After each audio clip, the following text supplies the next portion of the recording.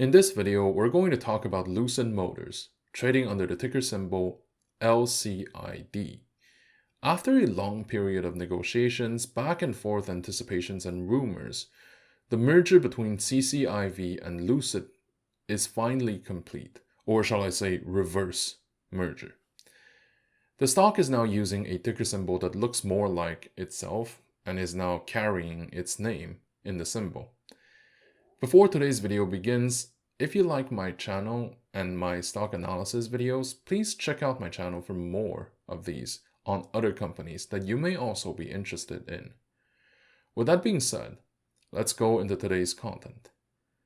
So, the stock has been having a fair amount of ups and downs, and more recently, quite a bit of support as well as anticipation.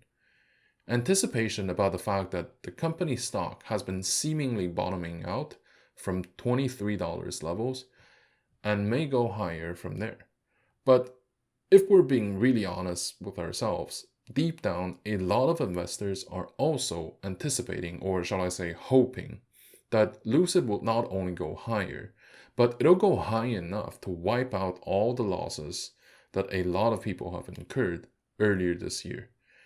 As I'm sure we all remember, many of us bought the shares when the stock was at its highest or around that period of time, when everyone was predicting that the stock would go to the moon.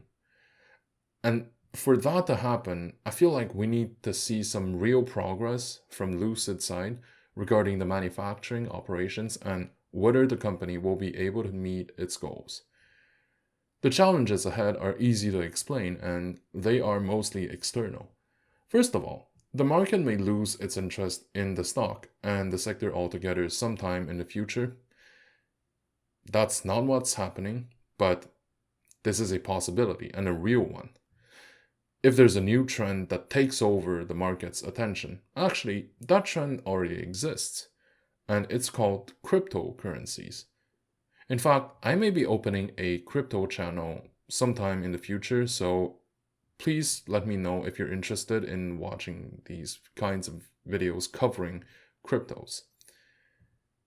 The second challenge is the supply chain issues, such as the availability of crucial parts that are manufactured elsewhere. Other companies also depend on those parts, by the way, and they're also being delayed.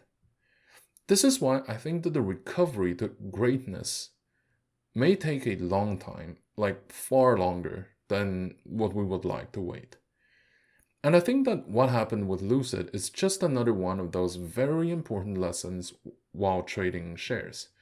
That we should never put faith ahead of reasons, and that no matter how attractive the stock is, we should never just dump our entire portfolio into it because we believe the stock. You know what I mean? We should never do that.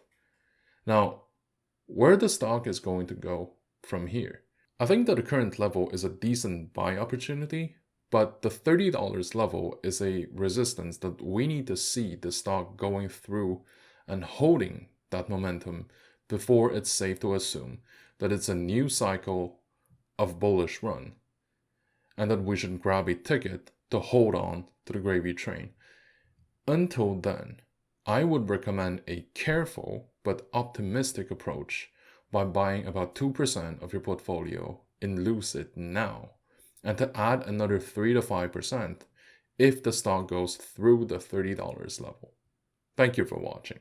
If you like my content, please like, comment, and subscribe to my channel.